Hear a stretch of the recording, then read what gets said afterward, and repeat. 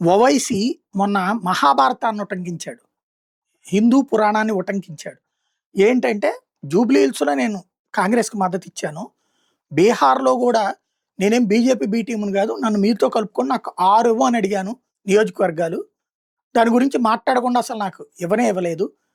మహాభారతంలో గనక 5 ఇవ్వు అని పాండవులు అడిగితే ఇవ్వలేదు. దాని ఫలితంగా కౌరవులు మట్టి కొట్టుకుపోయారు. అట్లాగే ఇక్కడ కూడా నాకు 6 సీట్లు ఇవ్వమంటే ఇవ్వనందుకు గాను వాళ్ళు దెబ్బతింటారు అన్నటువంటి వ్యాఖ్యలు చేసుకొచ్చాడు. ఇప్పుడు నిజంగానే సాధించాడు. ముస్లింల ఓట్లు చీల్చడంలో సక్సెస్ అయ్యాడు. 5 సీట్లు తను గెలుచుకున్నాడు.